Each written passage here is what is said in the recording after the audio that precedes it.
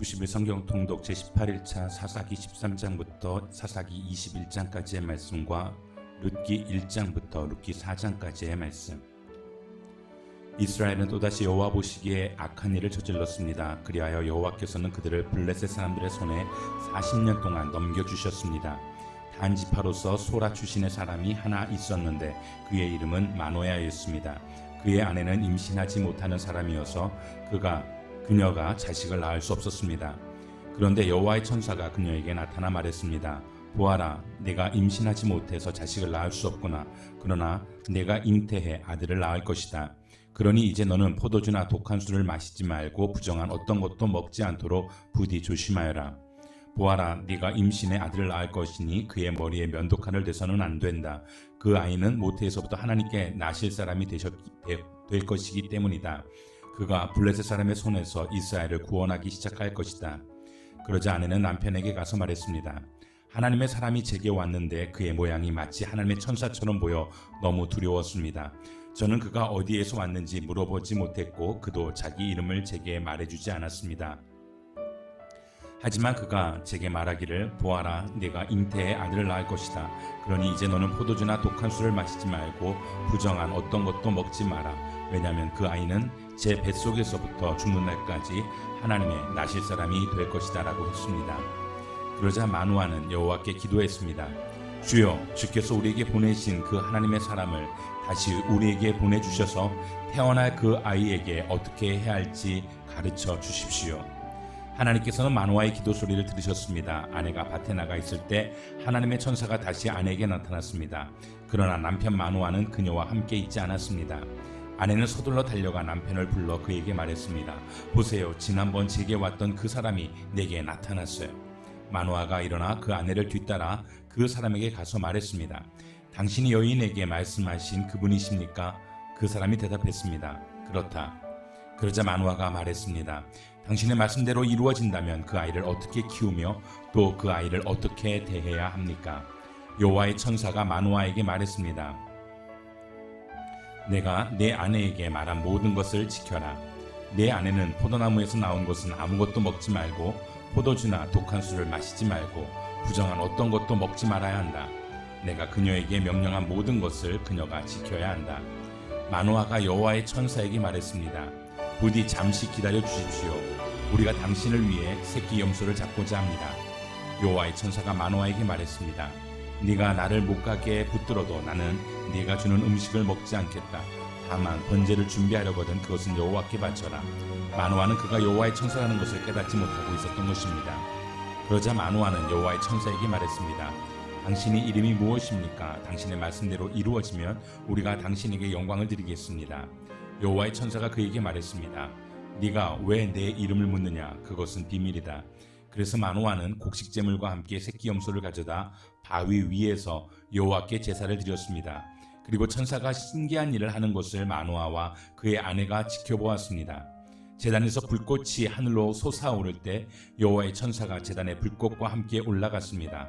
마누아와 그의 아내는 이것을 보고서 얼굴을 땅에 엎드렸습니다.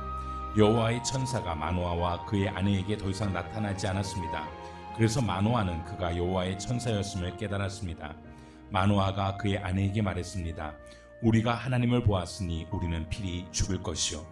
그러나 그의 아내가 그에게 대답했습니다. 만약 여호와께서 우리를 죽이실 생각이었다면 우리 손으로 드린 번제와 곡식제물을 받지 않으셨을 것입니다. 또 이 모든 일을 우리에게 보여주지 않으셨을 것이고 이런 일을 지금처럼 우리에게 말씀하지 않으셨을 것입니다. 그 여자가 아들을 낳아 그 이름을 삼손이라고 지었습니다. 그 아이는 잘 자라났고 여호와께서 그에게 복 주셨습니다. 그가 소라와 에스다올 사이에 있는 마하네단에 있을 때 여호와의 영이 그를 움직이기 시작하셨습니다. 삼손이 딥나로 내려갔다가 그곳에서 블레셋 사람들의 딸들 가운데 한 여자를 보았습니다. 그가 돌아와서 그의 아버지와 어머니에게 말했습니다. 제가 딥나에서 블레셋 사람들의 딸들 가운데 한 여자를 보았습니다. 이제 그녀를 제 아내로 삼게 해 주십시오. 그러자 그의 아버지와 어머니가 그에게 말했습니다. 내 친척들이나 우리 모든 백성의 딸들 가운데서는 여자가 없느냐? 왜 네가 할례받지 않은 블레셋 사람 가운데 아내를 얻으려고 하느냐? 그러나 삼손이 그의 아버지에게 말했습니다. 그녀와 결혼하고 싶습니다. 저는 그녀가 좋습니다. 그의 아버지와 어머니는 이 일이 여호와로부터 온 것인지 알지 못했습니다. 여호와께서는 블레셋을 물리칠 기회를 찾으시고 계셨습니다. 그 당시 블레셋 사람들이 이스라엘을 지배하고 있었습니다. 삼손은 그의 아버지와 어머니와 함께 딥나로 내려갔습니다. 그들이 딥나의 포도밭에 다다랐을 때 갑자기 어린 사자가 으르렁거리며 그에게 달려들었습니다. 그때 여호와의 영이 그에게 강하게 내려왔습니다. 그러자 그는 마치 새끼 염소를 찢듯이 맨손으로 그 사자를 찢어버렸습니다. 그러나 그는 자기 아버지나 어머니에게 자기가 한 일에 대해 아무것도 말하지 않았습니다. 그러고 나서 그는 내려가 그 여자와 이야기를 나누었습니다. 삼손은 그 여자가 좋았습니다. 얼마 후 삼손은 그 여자를 데리러 다시 갔습니다. 그가 사자의 시체를 보았습니다. 그 사자의 시체 안에는 벌떼가 있었고 벌꿀도 있었습니다. 그는 꿀을 손으로 쭉 떠서 길을 계속 가면서 먹었습니다. 그는 자기 아버지와 어머니에게 가서 꿀을 그들에게도 드렸고 그들도 먹었습니다. 그러나 삼손은 부모에게 그 꿀을 사자의 시체에서 가져온 것이라고 말하지 않았습니다. 삼손의 아버지가 그 여자에게 내려갔습니다. 삼손은 그곳에서 잔치를 열었습니다. 신랑은 그렇게 해왔기 때문입니다. 삼손이 나타나자 블레셋 사람들은 삼손과 함께 있을 30명의 친구들을 데려왔습니다. 삼손이 그들에게 말했습니다. 내가 너희에게 수수께끼를 하나 내겠다. 만약 너희가 이 잔치가 열리는 7일 동안 이것을 알아맞힌다면 내가 너희에게 모시옷 30벌과 겉옷 30벌을 주겠다. 그러나 너희가 알아맞히지 못하면 너희가 내게 모시옷 30벌과 겉옷 30벌을 줘야 한다. 그들이 그에게 말했습니다. 수수께끼를 내봐라. 한번 들어보자. 삼손이 블레셋 사람들에게 말했습니다. 먹는 사람에게서 먹을 것이 나오고 힘센 사람에게서 달콤한 것이 나왔다. 그들은 3일이 지나도 답을 알아맞히지 못했습니다. 7일째 되는 날 그들은 삼손의 아내에게 말했습니다. 네 남편을 유혹해 수수께끼의 답을 우리에게 알려다오. 그렇게 하지 않으면 우리가 너와 네 아버지 집을 불살라버리겠다. 너희는 우리 것을 빼앗으려고 우리를 초대한 것이냐? 그렇지 않느냐? 그러자 삼손의 아내는 삼손 앞에서 울며 말했습니다. 당신은 저를 미워하는군요. 당신은 저를 사랑하지 않아요. 당신이 내 백성들에게 수수께끼를 내고 내게는 답을 가르쳐 주지 않고 있습니다. 삼손이 그녀에게 말했습니다. 보시오, 그것은 내 아버지와 내 어머니에게도 말해주지 않았소. 그런데 당신에게 말해준단 말이오. 그녀는 잔치가 열리는 7일 동안 그 앞에서 울었습니다. 그러다가 7일째 되는 날 삼손은 아내가 자꾸 졸라대는 통에 그녀에게 그만 말하고 말았습니다. 그러자 그녀는 자기 백성에게 수수께끼의 답을 알려주었습니다. 7일째 되는 날 해질 무렵 그 성읍의 사람들이 그에게 말했습니다. 꿀보다 더 단 것이 무엇이냐? 사자보다 더 센 것이 무엇이냐? 삼손이 그들에게 말했습니다. 너희가 내 암송아지로 밭을 갈지 않았더라면 내 수수께끼를 알아맞히지 못했을 것이다. 그때 여호와의 영이 그에게 강하게 내려왔습니다.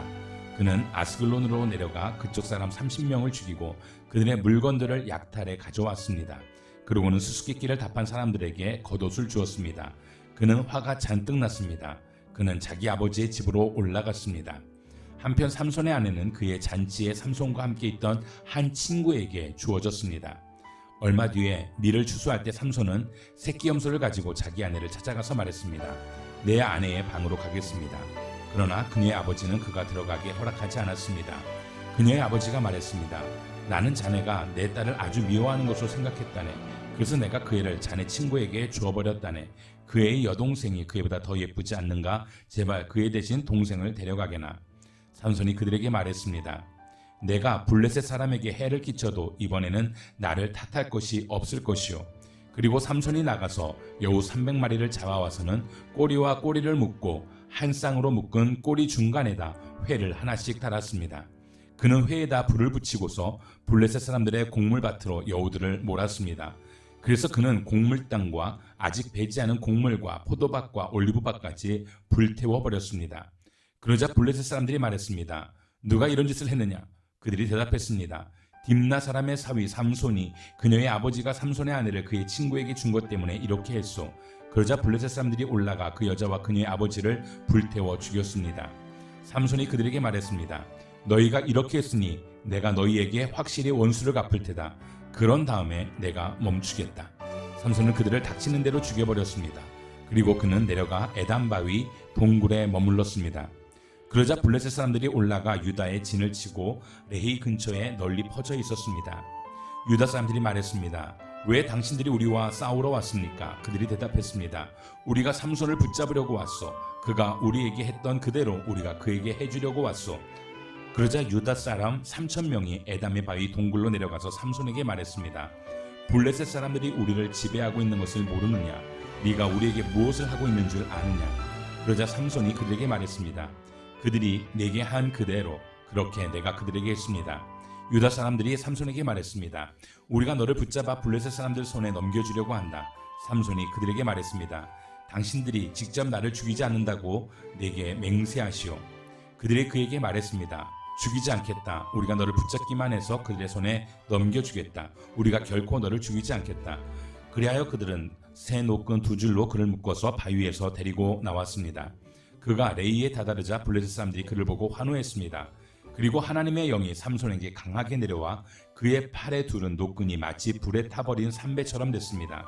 그를 묶은 노끈이 그 손에서 풀어졌습니다. 그는 방금 죽은 당나귀의 턱뼈를 찾아 그것을 손에 집어들고 그것으로 1,000명을 죽였습니다. 그러고 나서 삼손이 말했습니다. 당나귀 턱뼈로 더미 위에 더미가 쌓였구나. 당나귀 턱뼈로 내가 1,000명을 죽였다. 그가 말을 마치고는 그 턱뼈를 그의 손에서 내던져버렸습니다. 그리고 그는 그곳을 라맛 레히라고 불렀습니다. 삼손은 몹시 목말라 여호와께 부르짖었습니다. 주께서 주의 종의 손으로 이렇게 큰 구원을 이루어 주셨습니다. 그런데 지금 제가 목말라 죽을 지경입니다. 제가 할례받지 않은 사람들의 손에 쓰러져야 되겠습니까? 그러자 하나님께서 레이에 있는 한 움푹 패인 곳을 가르쳤습니다. 그러자 그곳에서 물이 솟아났습니다. 그는 물을 마시고 나서 제정신을 차리고 기운도 회복했습니다. 그리하여 삼손은 그곳의 이름을 엔하꼬레라고 불렀습니다. 그곳은 오늘날까지 레이에 있습니다. 삼손은 블레셋 사람들의 지배 아래에서 사사로서 이스라엘을 20년 동안 다스렸습니다. 삼손은 가사에 갔다가 그곳에서 한 창녀를 만나서 그녀에게 갔습니다. 삼손이 왔다는 말을 듣고 가사 사람들은 그곳을 포위하고 밤새도록 성문 앞에서 숨어서 그를 기다리고 있었습니다. 아침에 날이 밝으면 우리가 그를 죽일 것이다 라고 말하며 그들은 밤이 새도록 조용히 기다렸습니다. 그러나 삼손은 한밤중에 일어나 성문 문짝과 두 문기둥을 붙들고 성문의 빗장과 함께 뽑아내며 그의 어깨에 메고는 헤브론 맞은편 산꼭대기로 올라갔습니다. 그런 후 그는 솔의 골짜기에 한 여자와 사랑에 빠졌습니다. 그녀의 이름은 들릴라입니다. 블레셋 군주들이 그녀에게 가서 말했습니다. 그를 유혹해서 그의 강력한 힘이 어디서 나오는지 또 우리가 어떻게 하면 그를 붙잡아서 그를 묶고 굴복하게 할 수 있는지 알아보아라. 그러면 우리 각자가 네게 은 1,100세겔씩 주겠다.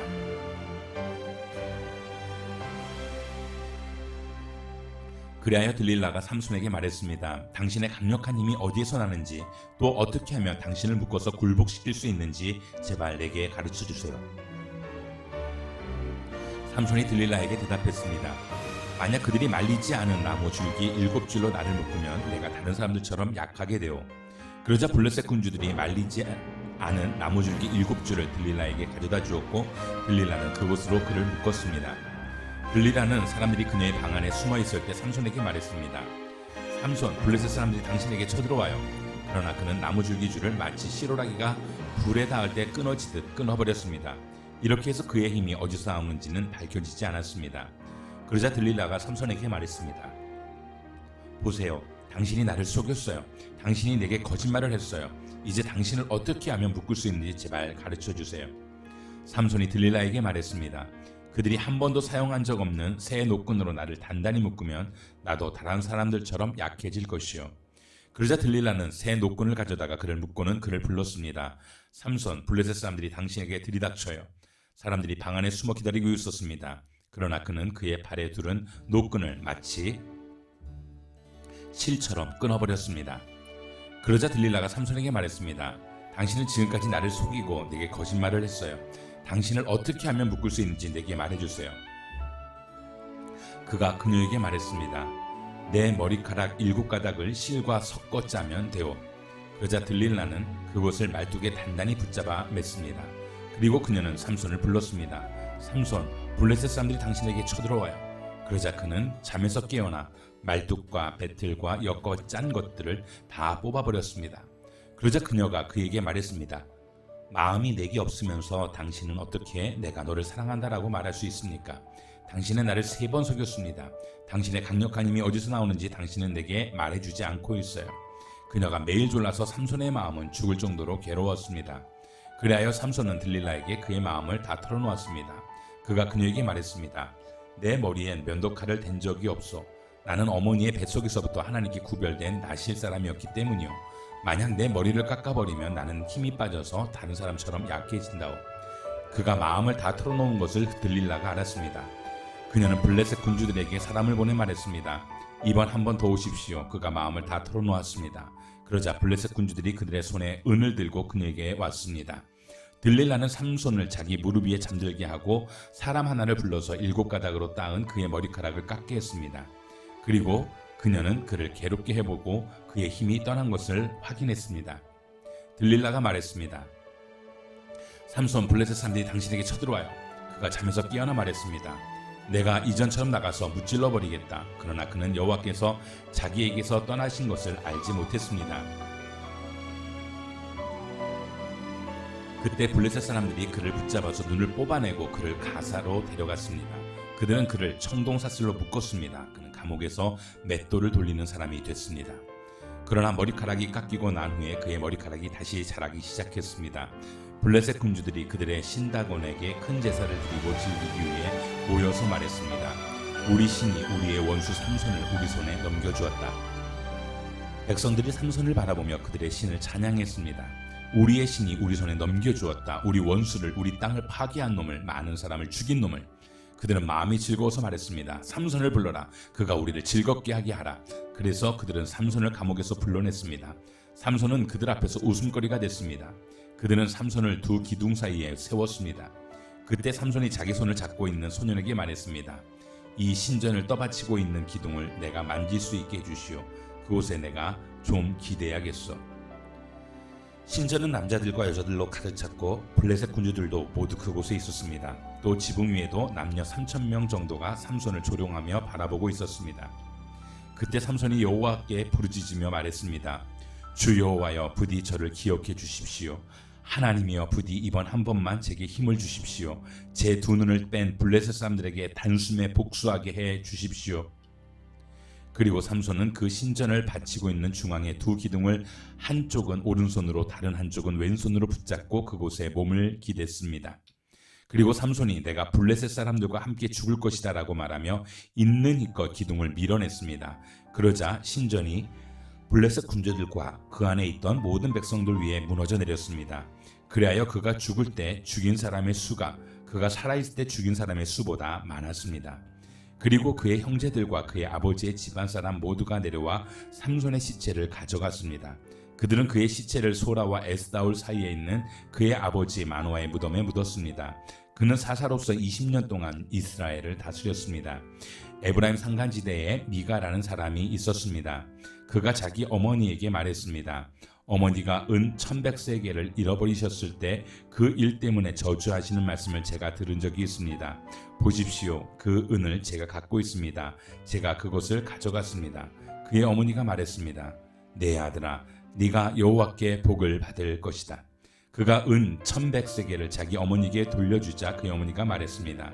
내가 내 아들을 위해 내 손으로 그 은을 온전히 여호와께 드려 조각한 신상과 녹여 만든 신상을 만들려고 했다. 그러니 이제 내가 이것을 내게 돌려주겠다. 그래서 미가는 그 은을 자기 어머니에게 돌려주었습니다. 그의 어머니는 은 200세겔을 가져다가 은 세공업자에게 주어 그가 그것을 조각한 신상과 녹여 만든 신상을 만들게 했습니다. 그것들이 미가의 집에 있었습니다. 이 사람 미가에게는 신당이 있었습니다. 그는 에봇과 드라빔을 만들었으며 그의 아들 가운데 하나를 제사장으로 세웠습니다. 그 시절 이스라엘에는 왕이 없었기에 모두가 자기 보기에 옳다고 생각하는 대로 행동했습니다. 유다의 베들레헴 출신의 한 젊은이가 있었으니 그는 유다 지파로부터 온 사람이었습니다. 그는 레위 사람이었으며 그곳에 살고 있었습니다. 그 사람은 살 곳을 찾아서 그 성읍 곧 유다의 베들레헴을 떠났습니다. 그는 가는 길에 에브라임 산간지대에 있는 미가의 집에 들렀습니다. 미가가 그에게 말했습니다. 당신은 어디 출신입니까? 그가 미가에게 말했습니다. 저는 유다의 베들레헴에서 온 레위 사람입니다. 제가 살아갈 곳을 찾아가고 있습니다. 그러자 미가가 그에게 말했습니다. 저와 함께 살면서 제 아버지가 되주시고 제사장도 되주십시오. 제가 당신에게 해마다 은 10세겔과 옷 한 벌과 먹을 양식을 주겠습니다. 그러자 레위 사람은 그곳으로 갔습니다.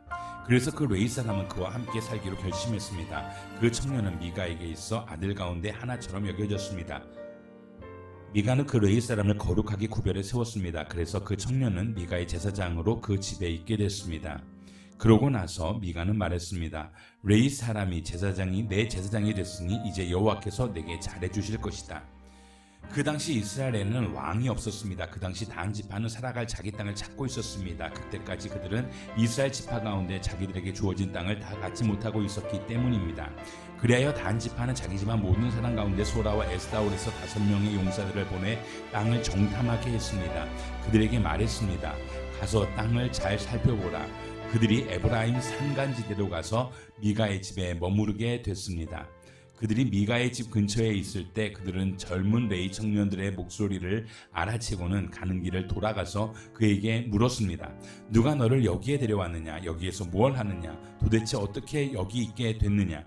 그가 그들에게 말했습니다. 미가가 내게 이러저러 해서 나를 고용했고 내가 그의 제사장이 됐습니다. 그러자 그들이 그에게 말했습니다. 부디 하나님께 여쭈어 우리가 가는 여행이 잘 될 것인지 알려다오. 제사장이 그에게 대답했습니다. 평안히 가시오. 당신들이 가는 길에 여호와께서 함께하고 있습니다. 그리하여 그 5사람이 길을 떠나 라이스에 도착했을 때 그들은 그곳에 살고 있는 사람들이 시돈 사람들의 방식대로 조용하고 안전하게 살아가고 있는 것을 보았습니다. 그 땅에는 아무 부족한 것이 없었으며 풍부했습니다. 그들은 시돈 사람들과는 멀리 떨어져 있었고 어떤 사람들과도 교류 없이 지내고 있었습니다. 그들이 소라의 에스다올로 그들의 형제들에게 돌아왔습니다. 그러자 그들의 형제들이 그들에게 말했습니다. 무엇을 보았느냐? 그들이 말했습니다. 일어나 그들을 공격합시다. 우리가 그 땅을 보니 정말 좋았습니다.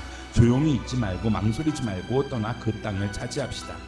가서 보면 평화롭게 살고 있는 백성을 만날 것입니다. 땅은 넓습니다. 하나님께서 당신들의 손에 세상에 부족할 게 없는 땅을 주셨습니다. 그러자 단지파의 집안에서 600명의 사람들이 무장을 하고 소라와 에스다올에서 전쟁터로 출정했습니다. 그들은 올라가 유다의 기랏 여아림에서 진을 쳤습니다. 그리하여 그곳은 오늘까지도 마하네단이라고 불립니다. 그곳은 기랏 여아림 서쪽에 있습니다. 그곳은 그곳에서부터 에브라임 산간 지대로 가서 미가의 집에 이르렀습니다. 그리고 라이스 땅을 정탐하러 갔던 5사람이 그들의 형제들에게 상황을 설명했습니다. 이들 집안에 에롯과 드라빔과 조각한 신상과 녹여 만든 신상이 있습니다. 이제 어떻게 해야 할지 잘 생각해 보십시오. 그러자 그들은 그곳에서 길을 돌아서 미가의 집에 있는 레위 사람인 그 청년에게 가서 인사했습니다. 무장한 단 지파 사람들 600명이 문 입구에 섰습니다. 그러자 그 땅을 정탐하러 갔었던 5사람이 그곳으로 들어가 조각한 신상과 에봇과 드라빔과 녹여 만든 신상을 집어들었습니다. 제사장은 무장한 600명의 군사들과 함께 문 입구에 서 있었습니다. 이들이 미가의 집에 들어가 조각한 신상과 에봇과 드라빔과 녹여 만든 신상을 집어들자 제사장이 그들에게 말했습니다. 무슨 짓이냐? 그들이 그에게 대답했습니다. 조용히 하시오. 우리와 함께 가서 우리의 아버지와 제사장이 되주시오. 한 가정의 제사장이 되는 것이 좋소? 아니면 이스라엘의 한 지파, 한 가문의 제사장이 되는 것이 좋소? 이에 제사장은 마음이 기뻤습니다. 그는 에봇과 드라빔과 조각한 신상을 가지고 그 백성들 가운데 끼어서 함께 갔습니다. 그들은 돌아서서 떠났습니다. 아이들과 가축들과 소유들을 그들의 앞서 세웠습니다. 그들이 미가의 집에서 멀어졌을 때 미가의 집 근처에 있던 사람들이 모여 단 사람들을 가까이 쫓아갔습니다. 그들이 단 사람들을 부르자 단 사람들이 돌아서서 미가에게 말했습니다. 사람들을 이끌고 오다니 무슨 일이냐? 그가 말했습니다. 내가 만든 신들과 내 제사장을 너희가 데리고 가버렸으니 내게 무엇이 더 남아있느냐? 무슨 일이냐? 라고 너희가 어떻게 물을 수 있느냐? 단 사람들이 그에게 말했습니다. 내 목소리가 우리에게 들리게 하지 마라. 그렇지 않으면 성질이 거친 사람들이 내게 가서 내 목숨과 내 가정의 목숨을 빼앗을지 모른다. 그러고 나서 단 사람들은 그들이 가던 길을 갔습니다. 미가는 그들이 자기보다 더 강한 것을 보고 뒤돌아 그의 집으로 돌아갔습니다. 그리하여 그들은 미가가 만든 것과 미가의 제사장을 데리고 라이스로 갔습니다. 조용하고 평화롭게 살고 있던 백성에게 가서 그들을 칼로 죽이고 그 성읍들을 불살랐습니다. 그 성읍이 시돈에서 멀리 떨어져 어떤 사람들과도 교류 없이 지내고 있었고 그 성읍이 또 베드르흡 근처 평지에 있었기 때문에 그들을 구해줄 사람이 없었습니다. 그리하여 단 사람들은 성읍을 다시 짓고 그곳에 살게 됐습니다. 그들은 이스라엘에게서 태어난 그들의 조상인 단의 이름을 따서 그 성의 이름을 단이라고 불렀습니다. 그러나 그 성읍의 이름은 원래 라이스였습니다. 거기에서 단 지파는 우상을 세웠습니다. 그 땅이 점령당할 때까지 모세의 손자요 게르손의 아들인 요나단과 그의 아들들이 단 지파의 제사장이 됐습니다. 그들은 하나님의 집이 실로에 있는 동안 내내 미가가 만든 우상을 자기들 위해 세워두었습니다. 그 당시에 이스라엘에는 왕이 없었습니다. 한 웨이 사람이 에브라임 산간지대 외딴 곳에서 살고 있었습니다. 그는 유다 베들레헴에서 온 첩 하나를 얻었습니다. 그러나 그의 첩은 그에게 나쁜 일을 하고는 그를 떠나 유대 베들레헴에 있는 자기 아버지의 집으로 갔습니다. 그녀가 그곳에 가 있는지 4개월이 됐습니다. 그녀의 남편이 그의 하인과 함께 당나귀 2마리를 끌고 그녀를 찾아가서 돌아오라고 설득했습니다. 그 여인이 그를 자기 아버지의 집으로 데려오자 그녀의 아버지는 그를 보고 반갑게 맞이했습니다. 그의 장인 곧 그 젊은 여자의 아버지가 그를 붙잡아서 그는 그와 함께 3일을 지냈습니다. 그들은 먹고 마시고 그곳에서 머물렀습니다. 4일째 되는 날 그들은 아침 일찍 일어났고 그는 떠날 준비를 했습니다. 그러나 그 젊은 여자의 아버지가 그의 사위에게 말했습니다. 빵 몇 조각을 좀 먹고 기운을 차린 다음에 가게. 그리하여 그 두 사람은 함께 앉아 먹고 마셨습니다. 그 젊은 여자의 아버지가 그 사람에게 말했습니다. 부디 오늘 밤 머물며 즐겁게 지내게. 그 사람이 떠나려고 일어나자 그의 장인이 그를 붙잡아서 그는 하룻밤을 그곳에서 더 머물게 됐습니다. 5일째 되는 날 그가 가려고 아침 일찍 일어났습니다. 그 젊은 여자의 아버지가 말했습니다. 기운을 차릴 수 있도록 오후까지 기다리게. 그리하여 그 두 사람은 함께 먹었습니다. 그러고 나서 그 사람이 그의 첩과 그의 하인과 함께 떠나려고 일어나는데 그의 장인 곧 그 젊은 여자의 아버지가 그에게 말했습니다. 자 보게나 저녁이 다 됐네. 부탁이네. 하룻밤 더 머무르게. 여기서 하룻밤 머물면서 즐겁게 지내게. 그리고 내일 아침 일찍 일어나 길을 떠나 내 집으로 돌아가게. 그러나 그 사람은 하룻밤 더 머물지 않고 안장 얹은 나귀 2마리와 자기의 첩을 데리고 길을 떠나 여부스 곧 예루살렘을 향해 갔습니다. 그들이 여부스에 가까이에 왔는데 날이 저물어 가자 하인이 그의 주인에게 말했습니다. 부탁입니다. 이 여부스 사람의 성읍에 가서 그곳에서 하룻밤을 머무르시지요. 종의 주인이 그에게 대답했습니다. 우리는 이스라엘 자손이 아닌 다른 민족의 성읍에는 들어가지 않는다. 우리는 계속해서 기브아로 갈 것이다. 그가 자기의 하인에게 말했습니다. 기브아나 라마까지 가서 그 둘 가운데 한 곳에서 머무르도록 하자. 그래서 그들은 가던 길을 계속 가서 해질 무렵에 베냐민에 속한 기브아 부근에 이르렀습니다. 그들은 기브아에 가서 하룻밤을 머물기 위해 그곳에서 길을 돌렸습니다. 그들이 가서 그 성읍의 광장에 앉아 있었지만 자기 집에서 하룻밤 재워줄 사람은 하나도 없었습니다. 저녁이 돼 한 노인이 일을 끝내고 들판에서 돌아오고 있었습니다. 그 사람은 에브라임 산간지대 출신으로 기브아에 살고 있는 사람이었습니다. 그곳 사람들은 베냐민 사람들이었습니다. 그가 성읍의 광장에 여행객이 있는 것을 보았습니다. 그 노인이 말했습니다. 어디로 가는 길이요? 어디에서 왔소? 그가 레위 사람에게 말했습니다. 우리는 유다의 베들레헴에서 와서 에브라임 산간지대의 외딴 곳으로 가는 길입니다. 제가 그곳 출신입니다. 유다의 베들레헴에 들렀다가 여호와의 집으로 가는 중입니다. 그런데 저를 광장에서 자기 집으로 데려가려는 사람이 아무도 없습니다. 우리는 나귀를 먹일 집과 여물이 있을 뿐 아니라 당신의 종과 당신의 하녀와 우리의 하인이 먹을 빵과 포도주도 있습니다. 우리에게 필요한 것은 아무것도 없습니다. 노인이 말했습니다. 당신이 편안하기를 바라오. 그러나 당신이 필요한 것은 내가 책임지겠소. 그저 광장에서 하룻밤 머무른 일만은 하지 마시오. 그래서 그 노인은 그를 자기 집으로 데려갔습니다. 그곳에서 나귀들에게도 먹이를 주었습니다. 그들은 발을 씻고 나서 먹고 마셨습니다. 그들이 이렇게 즐기고 있을 때 그 성읍의 불량배들이 그 집을 둘러싸고 문을 두드리며 집주인인 그 노인에게 소리쳤습니다. 당신 집에 온 그 사람을 데리고 나오시오. 우리가 그와 관계를 가질 것이오. 그 집주인이 밖으로 나가 그들에게 말했습니다. 내 형제들이여, 제발 악한 일을 저지르지 마시오. 왜냐하면 이 사람은 우리 집에 온 손님이요, 이런 수치스러운 짓을 하지 마시오. 보시오, 여기 내 처녀 딸이 있고 그의 첩이 있어. 내가 이제 그들을 데리고 나가겠소. 그들을 가지고 당신들이 보기에 좋을 대로 하시오. 그러나 이 사람에게만은 이런 수치스러운 짓은 하지 마시오. 그러나 그 사람들은 그의 말을 무시했습니다. 그래서 그 레위 사람은 그의 첩을 밖으로 내보냈습니다. 그러자 그들은 밤새도록 아침까지 그녀와 관계를 가지며 학대하다가 새벽이 돼서야 그녀를 놓아주었습니다. 아침 동틀 무렵 그 여자는 돌아왔습니다. 그녀는 자기 남편이 있는 그 사람의 집 문 앞에 날이 밝아올 때까지 쓰러져 있었습니다.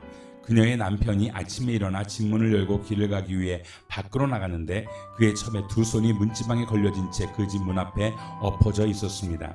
그가 그녀에게 말했습니다. 일어나 가자. 그러나 아무 대답이 없었습니다. 그러자 그는 그녀를 당나귀에 싣고 출발해 그의 집으로 갔습니다. 그가 그의 집에 도착하자 칼을 꺼내 자기 첩을 마디마디 베어서 12토막을 내고 그것들을 이스라엘 전 지역에 보냈습니다. 그것을 본 모든 사람들이 말했습니다. 이스라엘 자손이 이집트 땅에서 나온 그날 이후 오늘날까지 이런 일은 없었고 본 적도 없다. 이것을 생각해보고 의논해보고 그리고 나서 말하자. 그러고 단에서부터 브엘세바까지 그리고 길앗 땅에서 모든 이스라엘 자손이 나와서 동시에 미스바의 여호와 앞에 모였습니다. 모든 백성의 지도자들 곧 이스라엘의 모든 지파의 지도자들은 하나님의 백성 앞에 섰습니다. 칼을 뽑아든 군인은 40만 명이었습니다. 베냐민 지파는 이스라엘 자손이 미스바로 올라간다는 것을 들었습니다. 이스라엘 자손들이 말했습니다. 어떻게 이렇게 악한 일이 일어났는지 말해보아라. 그러자 살인된 여자의 남편인 그 레위 사람이 대답했습니다. 나와 내 첩이 하룻밤을 머물려고 베냐민에 속한 기브아로 갔습니다. 밤중에 기브아 사람들이 나를 공격하려 일어나서 집을 둘러쌌습니다.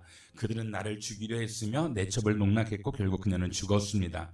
그들이 이스라엘에서 악하고 수치스러운 짓을 했기 때문에 내가 내 첩을 데려다가 도망을 내서 이스라엘 온 땅 지역에 보냈습니다. 보십시오. 여러분 모두가 이스라엘 자손입니다. 여기서 의논하고 조언을 해 주십시오. 모든 백성들이 일제히 일어나 말했습니다. 우리 가운데 어느 누구도 자기의 천막으로 가지 않고 우리 가운데 어느 누구도 자기 집에 돌아가지 않을 것이요. 이제 제비를 뽑아서 우리가 기브아를 치러 올라갈 것이다. 이것이 우리가 기브아에 대해 할 일이다. 우리가 이스라엘 모든 지파에 걸쳐 100명에서 10명을, 1000명에서 100명을, 1만 명에서 1000명을 취해 군대의 양식을 마련하게 하고 그들이 베냐민의 기브아로 가서 기브아 사람들이 이스라엘에 행한 모든 더럽고 수치스러운 짓에 합당하게 갚아줄 것이다. 그리하여 이스라엘 모든 사람들이 한마음이 돼 그 성읍들을 치려고 모였습니다. 이스라엘 지파는 베냐민 지파 온 지역의 사람을 보내 말했습니다. 너희 가운데 이렇게 악한 일이 일어나다니 이것이 어찌 된 일이요. 이제 기브아의 불량배들을 우리에게 넘기시오. 우리가 그들을 죽여 이스라엘에서 악을 없애도록 하겠소. 그러나 베냐민 사람들은 그들의 형제인 이스라엘 자손들의 말에 귀 기울이지 않았습니다. 베냐민 사람들이 각 성읍으로부터 나와 이스라엘 자손들과 싸우려고 기브아에 모였습니다. 그날 각 성읍에서 모인 베냐민 사람은 칼을 뽑아든 2만 6천 명 외에도 기브아 주민들이 700명이나 선별대에 모였습니다. 이 사람들 가운데 선별될 700명은 왼손잡이였는데 이들이 돌을 던지면 머리카락조차 실수하지 않고 맞출 수 있었습니다. 베냐민을 제외하고도 이스라엘 사람 가운데 칼을 뽑아든 사람이 40만 명이었습니다. 그들은 모두 전쟁 용사들이었습니다. 이스라엘 자손들이 일어나 베델에 올라가서 하나님께 여쭈어 보며 말했습니다. 우리 가운데 누가 먼저 올라가 베냐민 사람들과 싸워야겠습니까? 여호와께서 말씀하셨습니다. 유다가 먼저 갈 것이다. 다음날 아침 이스라엘 자손들이 일어나 기브아 맞은편에 진을 쳤습니다. 이스라엘 사람들은 베냐민과 싸우러 나갔습니다. 그리고 그들과 싸우기 위해 기브아에 전선을 마련했습니다. 베냐민 사람들이 기브아에서 나와 그날 이스라엘 사람 2만 2천 명을 무찔렀습니다. 그러나 이스라엘 사람들은 서로 용기를 붙들어주고 첫날 전선을 마련한 곳에 다시 준비를 갖추었습니다. 이스라엘 자손들은 여호와 앞에 올라가 저녁 때까지 울며 여호와께 여쭈며 말했습니다. 우리가 우리 형제 베냐민 사람들과 전쟁하기 위해 다시 가야 합니까? 여호와께서 대답하셨습니다. 올라가 그들과 싸우라. 둘째 날 이스라엘 자손들은 베냐민 사람들에게 가까이 다가갔습니다. 베냐민 사람들은 둘째 날에 그들과 싸우기 위해 기브아에서 나왔습니다. 베냐민 사람들은 다시 이스라엘 자손들 18,000명을 무찔렀는데 이들은 모두 칼로 무장한 사람들이었습니다. 그러자 모든 이스라엘 자손들이 모든 백성들이 베델로 올라가서 여호와 앞에 주저앉아 울었습니다. 그들은 그날 저녁 때까지 금식하고 여호와 앞에 번제와 화목제를 드렸습니다. 그러고 이스라엘 자손들은 여호와께 여쭈어보았습니다. 그 당시 하나님의 언약궤가 그곳에 있었고 그 당시 그 앞에는 아론의 손자며 엘르아살의 아들인 비느하스가 섬기고 있었습니다. 그들이 물었습니다. 제가 우리 형제 베냐민과 싸우기 위해 다시 나아가야겠습니까? 아니면 여기서 그만둬야 하겠습니까? 여호와께서 말씀하셨습니다. 나아가라. 내일 내가 그들을 너희 손에 넘겨주겠다. 그리고 이스라엘은 기브아 주위에 몰래 숨어들었습니다. 셋째 날 이스라엘 자손들은 베냐민 사람들을 치러 나아갔습니다. 이전처럼 기브아에 부대를 배치했습니다. 베냐민 자손들은 그들과 싸우기 위해 나왔고 성읍에서 멀리 떨어진 곳으로 쫓아왔습니다. 그들이 이전처럼 이스라엘 자손들을 죽이기 시작했습니다. 한쪽으로는 베델로 다른 쪽으로는 기브아로 가는 큰 길과 들판에서 약 30명쯤 죽였습니다. 베냐민 사람들이 말했습니다. 우리가 전처럼 그들을 이기고 있다. 그러자 이스라엘 자손들은 말했습니다. 우리가 도망쳐 저들을 성읍에서 큰 길까지 따라오게 하자. 이스라엘 사람 모두가 자기 자리에서 일어나 바알 다말에 부대를 배치했습니다. 몰래 숨어있던 이스라엘족 사람들은 자기들이 있던 곳인 기브아 평지에서 쏟아지기 시작했습니다. 그때 이스라엘 전체에서 뽑힌 사람 1만 명이 기브아를 치려고 앞장서 나와 싸움은 치열해졌습니다. 그러나 베냐민 사람들은 재앙이 그들에게 미친 줄 알지 못했습니다. 그러자 여호와께서 이스라엘 앞에서 베냐민을 무찔렀습니다. 그날 이스라엘 자손들이 격파한 베냐민 자손들의 수는 25,100명으로 이들은 모두 칼로 무장한 사람들이었습니다. 그제야 베냐민 사람들은 자기들이 졌다는 것을 알게 됐습니다. 이스라엘 사람들이 기브아에 숨겨두었던 사람들이 잘 싸울 것을 믿고 그것을 잠시 베냐민 사람들에게 내주었던 것입니다. 그러고는 그 숨어있던 사람들이 서둘러서 기브아를 공격했습니다. 숨어있던 사람들은 나아가 온 성읍을 칼날로 부수어 버렸습니다. 이스라엘 사람들과 숨어있었던 사람들은 성읍에서 큰 연기를 내는 것으로 미리 신호를 정했습니다. 이스라엘 사람들이 싸움에서 후퇴하자 베냐민 자손들이 공격하기 시작해 이스라엘 사람들을 약 30명가량 죽이고 말했습니다. 첫 번째 사울에서처럼 분명 우리가 이길 것이다. 성읍에서 연기 기둥이 치솟아 오르기 시작하자 베냐민 자손들이 성읍 전체에서 연기가 하늘로 치솟는 것을 보았습니다. 그때 이스라엘 사람들이 방향을 바꾸었고 베냐민 사람들은 재앙이 자기들에게 다가온 것을 알고 있었습니다. 그리하여 그들은 이스라엘 앞에서 돌아서서 광야로 향하는 길로 도망쳤습니다.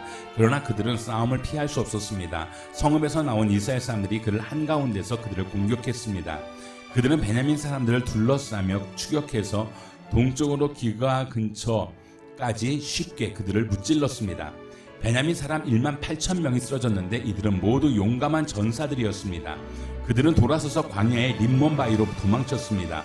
그러나 이스라엘 자손들은 큰 길에서 그를 5,000명을 이삭 죽듯 죽이고 기돔까지 그들을 쫓아가 그를 2,000명을 더 죽였습니다. 그날 칼로 무장한 베냐민 사람 25,000명이 죽었습니다. 이들은 모두 용감한 전사들이었습니다. 한편 600명이 돌아와서 광야의 림몬 바위로 도망쳐 그들은 림몬 바위에서 넉 달을 지냈습니다. 이스라엘 사람들은 베냐민 사람들에게 다시 돌아가 온 성읍을 짐승이든 보이는 것 모두를 칼날로 내리쳤습니다. 그들이 들어가는 성읍마다 모조리 불태워 버렸습니다.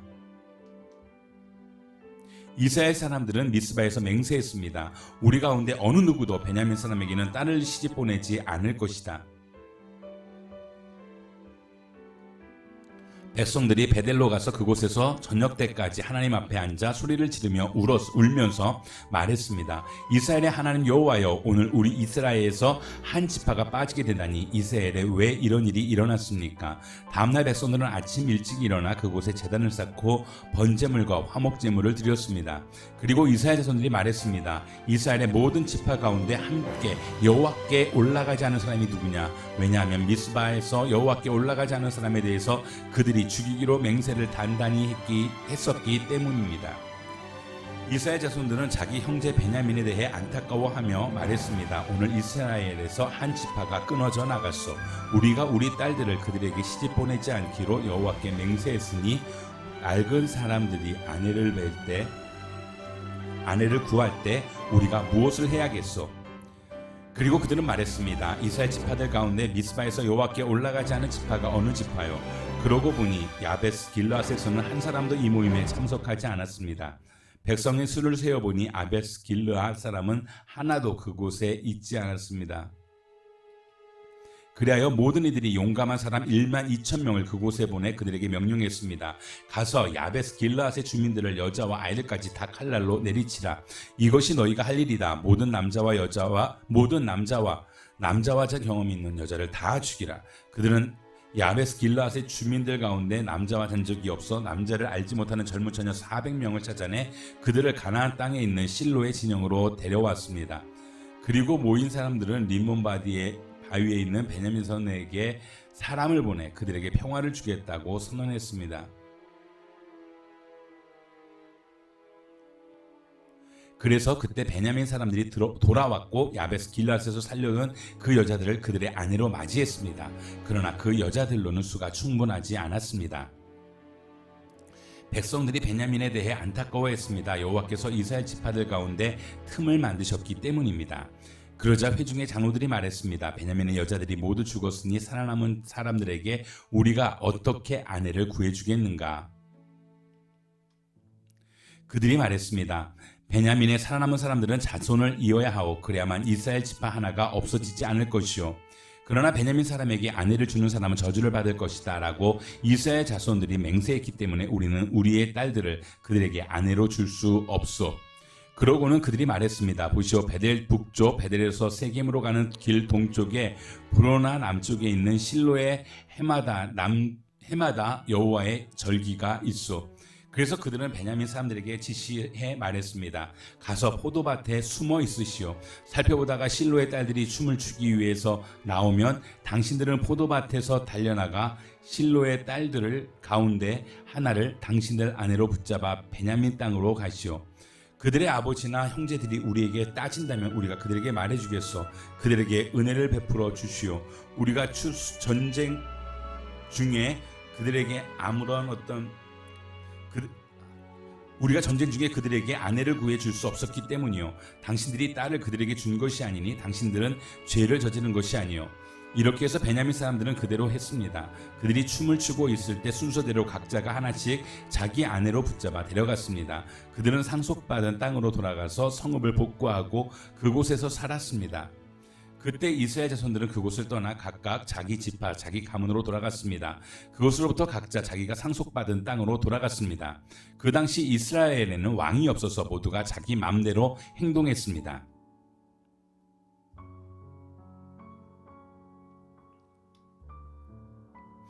사사들이 다스리던 때에 그 땅에 흉년이 들어 유다 베들레헴의 어떤 사람이 그 아내와 두 아들을 데리고 잠시 모압 땅으로 가서 살았습니다. 그 사람의 이름은 엘리멜렉, 그 아내의 이름은 나오미, 그 두 아들의 이름은 말론과 기럐이었습니다. 그들은 유다 베들레헴 출신의 에브라 사람인데 모압 땅에서 가서 살았습니다. 그러다가 나오미의 남편 엘리멜렉이 거기서 죽었고 나오미는 그 두 아들과 함께 남겨졌습니다. 나오미의 두 아들은 모압 여자와 결혼했는데 한 사람은 이름이 오르바, 또 한 사람은 루시였습니다. 그들은 거기에서 10년 정도 살았습니다. 그러다가 말론과 기럐도 다 죽었고 나오미만 두 아들과 남편을 다 잃은 채 혼자 남게 됐습니다. 그러던 어느 날 모압에 있던 나오미가 여호와께서 그 백성에게 오셔서 양식을 공급해 주셨다는 소식을 듣고 두 며느리들과 함께 거기에서 떠나 고향으로 돌아갈 채비를 했습니다. 그리하여 나오미는 두 며느리와 함께 살던 그곳을 떠나 유다 땅으로 돌아가려고 길을 나섰습니다.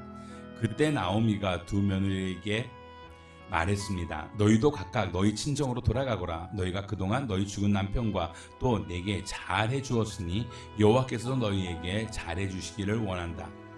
여호와께서 너희로 하여금 다시 남편을 만나 그 집에서 각자 편안하게 지낼 수 있게 해주시기를 바란다. 그러고 나서 나오미가 두 며느리에게 입을 맞추자 그들은 흐느끼면서 나오미에게 말했습니다. 우리는 어머니와 함께 어머니의 민족에게로 가겠습니다. 그러나 나오미가 말했습니다. 내 딸들아 집으로 돌아가거라. 왜 나와 함께 가려고 하느냐. 너희 남편이 될 만한 아들이 내게 더 있기라도 한다면 모를까. 내 딸들아 집으로 돌아가거라.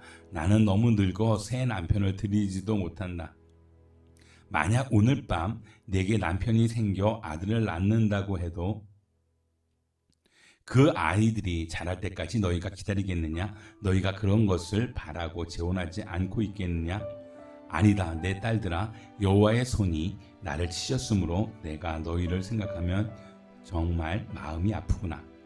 이 말에 그들은 또 흐느껴 울었습니다. 그러고 나서 오르반은 시어머니에게 입맞춤을 했습니다. 그러나 룻은 시어머니를 붙잡았습니다. 나오미가 말했습니다. 보아라, 내 동서는 자기 민족과 자기 신들에게 돌아갔다. 너도 내 동서와 함께 돌아가거라. 그러나 룻이 대답했습니다. 자꾸 저한테 어머니를 떠나거나 어머니에게서 돌아서라고 하지 마십시오. 어머니가 가시는 곳이면 저도 갈 것이고 어머니가 머무는 곳이면 저도 머물 것입니다. 어머니의 민족이 제 민족이며 어머니의 하나님이 제 하나님이십니다. 어머니가 죽는 곳에서 저도 죽을 것이고 저도 거기에서 묻힐 것입니다. 죽음 외에 그 어떤 것도 어머니와 저를 갈라놓을 수 없습니다. 그렇지 않으면 여호와께서 내게 심한 벌을 내리고 더 내리셔도 좋습니다. 나오미는 룻이 그토록 자기와 함께 가려고 마음을 단단히 먹은 것을 알고 더는 말하지 않았습니다. 그리하여 두 여인은 마침내 베들레헴에 도착하게 됐습니다. 그들이 베들레헴에 도착하자 온 성안이 그들 때문에 떠들썩해졌습니다. 그곳 여자들이 말했습니다. 이게 나오미가 아닌가? 그러자 그녀가 그들에게 말했습니다. 나를 나오미라고 부르지 말고 이제 마라라고 부르시오. 전능하신 분께서 내 인생을 고달프게 만드셨으니 말입니다. 내가 나갈 때는 풍족했는데 이제 여호와께서 나를 빈털터리로 돌아오게 하셨습니다. 그러니 어떻게 나오미라 부르겠습니까? 여호와께서 나를 치셨고 전능하신 분께서 내게 고난을 주셨으니 말입니다. 이렇게 해서 나오미는 며느리인 모압 여자 룻과 함께 모압에서 들어와 베들레헴에 도착했습니다. 그때는 보리 추수가 막 시작될 무렵이었습니다. 나오미에게는 남편 쪽 친척으로 엘리멜렉 가문 가운데 큰 부자가 하나 있었는데 그 이름은 보아스였습니다. 모압 여자 룻이 나오미에게 말했습니다. 밭에 갔다 오겠습니다. 누군가 제게 잘 대해주는 사람을 만나면 그 사람을 따라가 이삭을 주오겠습니다. 그러자 나오미가 그녀에게 말했습니다. 내 딸아 잘 갔다 오너라. 그러자 그녀는 밖으로 나가 추수하는 사람들을 따라 밭에서 이삭을 줍기 시작했습니다. 그런데 우연히도 그녀가 일하고 있던 곳은 엘리멜렉의 친척인 보아스의 밭이었습니다.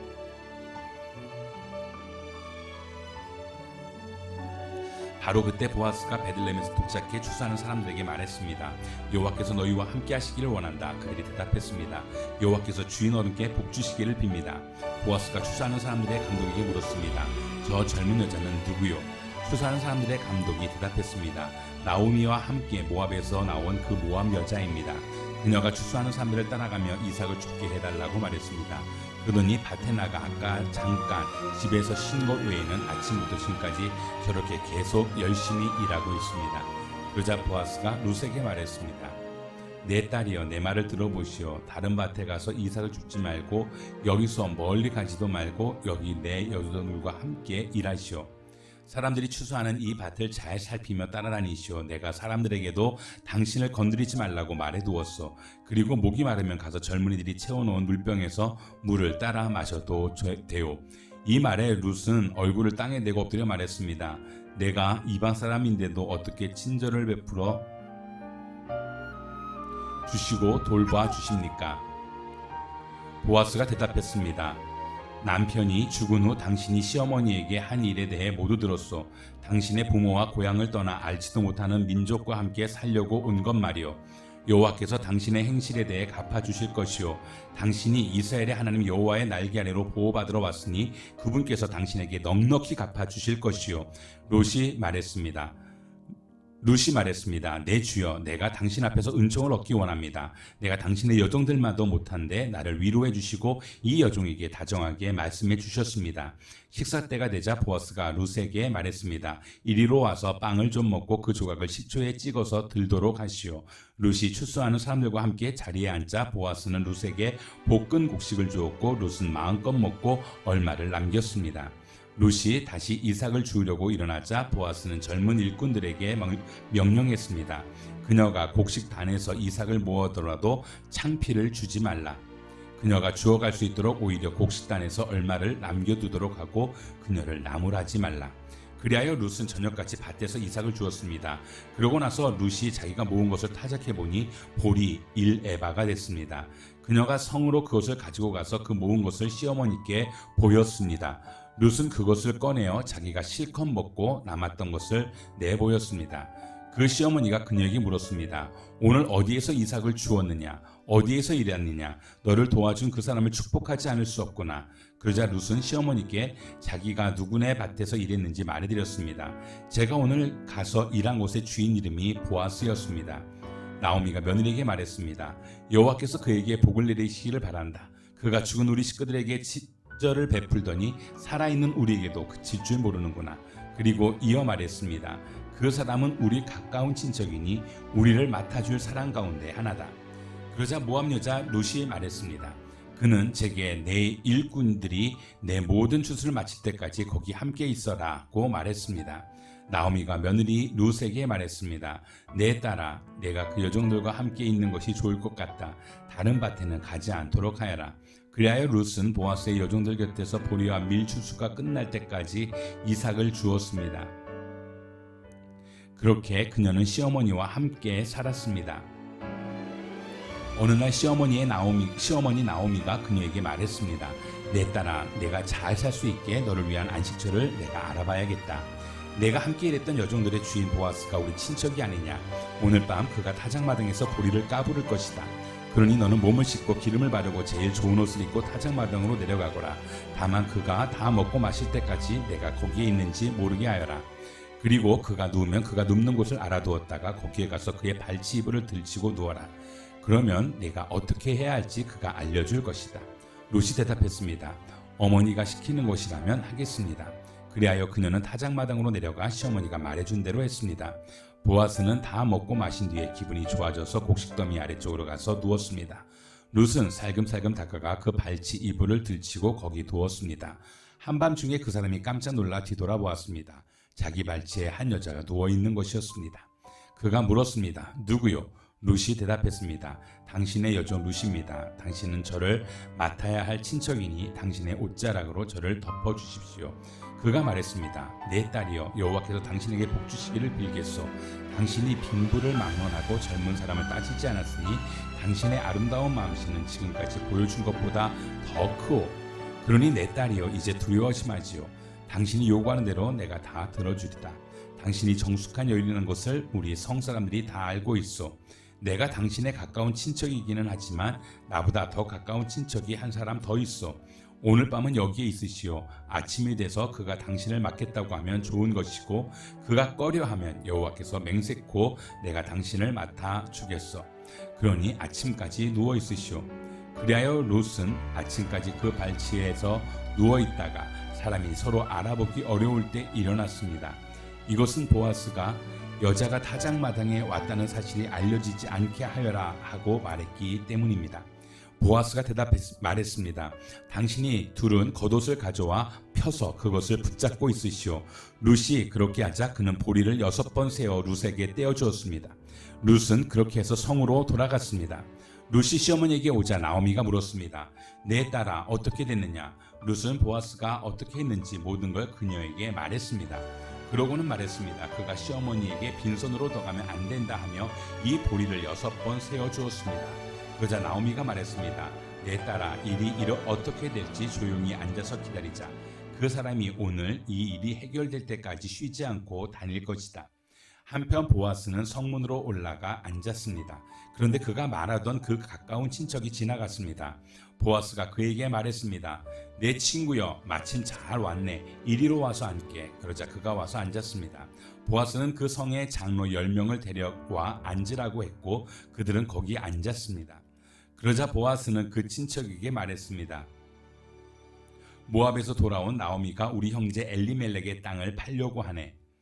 내가 이 문제를 여기 앉은 사람들 앞에서 그리고 내 백성의 장로들 앞에서 자네가 그것을 사도록 말하고 권해야겠다는 생각이 들었네. 자기가 그것을 사주겠다면 그렇게 하도록 하게. 자네가 원하지 않는다면 내게 말해주게. 내가 알아서 하겠네. 자네 말고는 그것을 사줄 사람이 없고 자네 다음엔 나일세. 그러자 그 사람이 말했습니다. 내가 사주겠네. 그때 보아스가 말했습니다. 자네가 나오미에게서 그 땅을 사는 날 남편이 죽은 과부인 모압 여자 룻도 떠맡아야 할 것일세. 그 죽은 사람의 이름으로 그 유산을 이어가도록 말일세. 이 말에 그 친척이 말했습니다. 그렇다면 나는 사줄 수 없겠군. 내 유산에 손실이 갈까 말이야. 자네가 사주게. 나는 못하겠네. 옛날 이스라엘에는 재산을 사주거나 교환할 때 모든 것을 확증하기 위해 한쪽 사람이 신발을 벗어 상대방에게 주었습니다. 이것이 이스라엘의 계약법이었습니다. 그리하여 그 친척이 보아스에게 자네가 사게 하며 신발을 벗어주었습니다. 그러자 보아스는 장로들과 모든 사람들에게 선언했습니다. 내가 엘리멜렉과 기련과 말론의 모든 재산을 나오미에게 산 것에 대해 여러분이 오늘 증인입니다. 내가 또한 말론의 아내인 모압 여자 룻을 내 아내로 사서 그 죽은 사람의 이름으로 유산을 이어갈 것입니다. 그리하여 그 이름이 그 형제 가운데서나 그의 성문에서도 없어지지 않게 할 것입니다. 오늘 여러분이 그 증인입니다. 그러자 장로들과 성문에 있던 사람들이 다 말했습니다. 여호와께서 당신 집에 돌아올 그 여자를 이스라엘의 집을 세운 라헬과 레아처럼 되게 하시기를 바랍니다. 또 당신이 에브랏에서 잘 되고 베들레헴에서 이름을 떨치기를 바랍니다. 여호와께서 그 젊은 여자와 당신에게 주실 그 씨를 통해 당신의 집안이 다말이 유다에게서 낳은 베레스의 집안처럼 되기를 바랍니다. 이렇게 해서 보아스가 룻을 데리고 갔고 룻은 그 아내가 됐습니다. 그가 룻에게로 들어가자 여호와께서 룻으로 잉태하게 하셔서 그녀가 아들을 낳게 됐습니다. 여자들이 나오미에게 말했습니다. 여호와께 찬양을 드립니다. 여호와께서 오늘 당신에게 대가 끊어지지 않도록 자손을 주셨습니다. 그가 이스라엘 가운데 이름을 떨치기를 바랍니다. 그가 당신 인생을 회복시키셨으니 노년에 당신을 보살펴 줄 것입니다. 당신을 사랑하는 그 며느리자 7 아들보다 나은 그 며느리가 그를 낳았으니 말입니다. 그러자 나오미는 그 아이를 데려와 가슴에 품고 보살폈습니다. 이웃 여자들이 나오미가 아들을 낳았다 하며 그 이름을 오벳이라고 불렀습니다. 그는 다윗의 할아버지며 이새의 아버지가 됩니다. 이렇게 해서 다음과 같은 베레스의 족보가 생겨납니다. 베레스는 헤스론을 낳고 헤스론은 람을 낳고 람은 암미나답을 낳고 암미나답은 나손을 낳고 나손은 살몬을 낳고 살몬은 보아스를 낳고 보아스는 오벳을 낳고 오벳은 이새를 낳고 이새는 다윗을 낳았습니다.